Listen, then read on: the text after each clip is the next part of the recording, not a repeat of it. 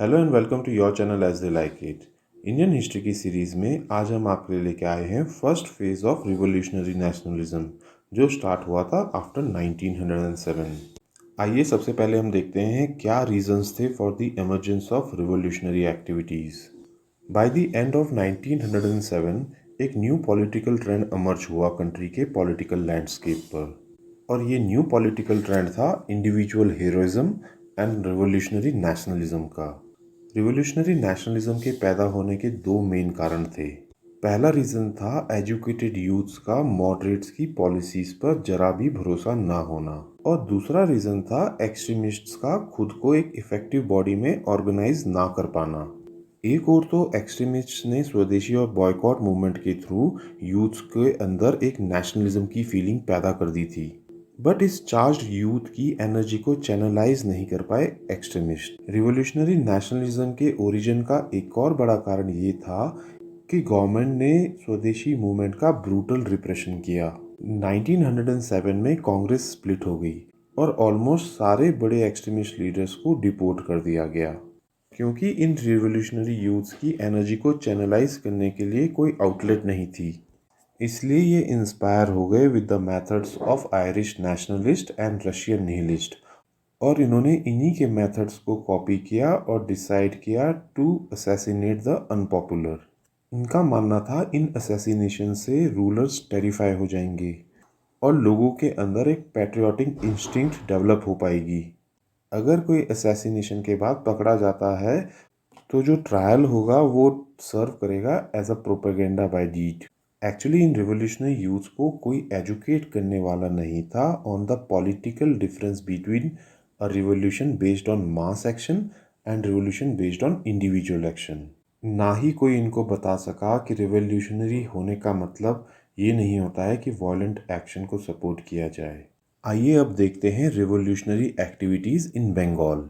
1906 में अनुशीलन समिति के बरिंद्र कुमार घोष एंड भूपेंद्र नाथ दत्ता ने लॉन्च किया युगांतर वीकली, जिसमें एडवोकेट किया गया रिवोल्यूशनरी एक्टिविटीज़ को।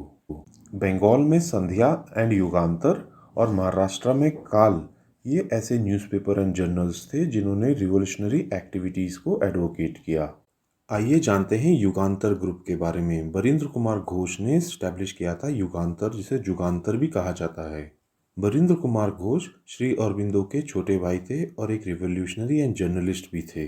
1908 में एक मेजर इवेंट हुआ जब प्रफुल्ल चाकी और खुदीराम बोस ने एक बॉम्ब फेंका ऑन अ कैरेज जिसमें अनपॉपुलर जज किंग्सफोर्ड को जाना था।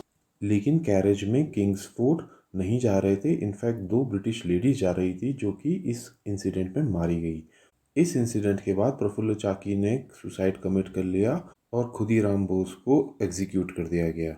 इस इंसिडेंट को मुजफ्फरपुर कॉन्स्पिरेसी केस भी कहा जाता है। दिसंबर 1912 में हुआ दिल्ली कॉन्स्पिरेसी केस, जिसमें रासबिहारी बोस और सचिंद्र नाथ सन्याल ने बॉम्ब अटैक किया on viceroy Hardinge. One of the most important events जो फर्स्ट वर्ल्ड वॉर के दौरान हुआ वो था जिमरमैन प्लान या जर्मन प्लॉट। आइए ब्रीफ में देखते हैं क्या था जिमरमैन प्लान।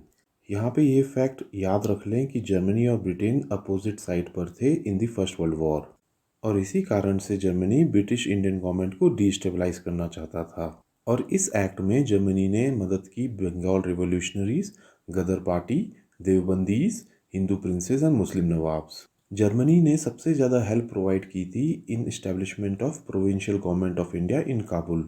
ये गवर्नमेंट दिसंबर 1915 को इस्टेब्लिश की गई थी, जिसके प्रेसिडेंट थे राजा महेंद्र प्रताप सिंह फ्रॉम अलीगढ़।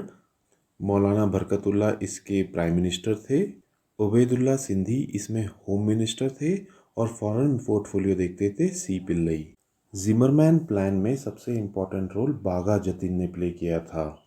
जब वर्ल्ड वॉर वन स्टार्ट हुआ तब ब्रिटिश इंडियन सोल्जर्स को वॉर में फाइट करने के लिए भेज दिया गया। अब ब्रिटिश इंडिया में सिर्फ 15,000 सोल्जर्स ही रह गए थे। बाघा जतिन ने इस समय को एक सही अपॉर्चुनिटी माना to launch an attack on the British forces, और क्योंकि enemy of an enemy is a friend, इसीलिए बाघा जतीन ने जर्मनी को कांटेक्ट किया। 1912 में बाघा जतीन जर्मन क्राउन प्रिंस से मिले थे इन कोलकाता और उनसे मांगी थी मदद फॉर आर्म्स एंड एम्यूनिशन। इस प्लान में बागा जतीन के राइट हैंड थे एमएन रॉय, जिनको टास्क दिया था to obtain funds and arms from the Germany. इस प्लान के मुताबिक 20,000 टर्किश और जर्मन सोल्जर्स को अफगानिस्तान में लेके आना था ताकि असिस्ट किया जा सके काबुल को to launch a war against the British Raj. Plan में ये भी था कि जैसे ही नॉर्थ वेस्ट फ्रंटियर में अटैक किया जाएगा बाय द अफगानिस्तान, उसी समय रिवोल्ट किया जाएगा by the Indian army as well as the popular upsurge. इस प्लान में इंडिया में आर्म्स स्मगल किए जाने थे through the United States. Basically ये प्लान जर्मनी की स्ट्रैटेजी थी to make British internally weak. ऐसा इसलिए था क्योंकि जर्मनी फर्स्ट वर्ल्ड वॉर में 2 फ्रंट्स पर वॉर फेस कर रहा था, ईस्टर्न एंड वेस्टर्न। हालांकि ब्रिटिश इंटेलिजेंस एजेंसी ने इस प्लान को क्रैक डाउन कर दिया और इसका कोई मेजर इम्पैक्ट नहीं हो पाया। लेकिन इस जर्मन प्लॉट के मदद से अफगानिस्तान ने अपनी फुल इंडिपेंडेंस रीगेन कर ली फ्रॉम ब्रिटिश राज, और इसने एक्सेलरेट किया the emergence of Indian nationalism in the interwar period. आइए अब देखते हैं revolutionary activities in Maharashtra. Maharashtra में फर्स्ट रिवोल्यूशनरी एक्टिविटी का जन्म हुआ था in 1879 as Ramoshi rebellion by Vasudev Balwant Phadke. Bal Gangadhar Tilak Maharashtra की रिवोल्यूशनरी एक्टिविटीज़ का प्राइम सेंटर बन गए और उन्होंने स्प्रेड की spirit of militant nationalism. He use the methods of Ganpati and Shivaji festivals to spread this. 1897 में तिलक के 2 डिसाइपल्स चापेकर ब्रदर्स दामोदर और बालकृष्ण, उन्होंने मर्डर किया Poona plague commissioner Rand and lieutenant Ayerst. Maharashtra के नेक्स्ट इंपॉर्टेंट रिवोल्यूशनरी थे विनायक दामोदर सावरकर, जिन्होंने अपने भाई गणेश दामोदर सावरकर के साथ मिलकर फाउंड की थी अभिनव भारत सोसाइटी इन 1904।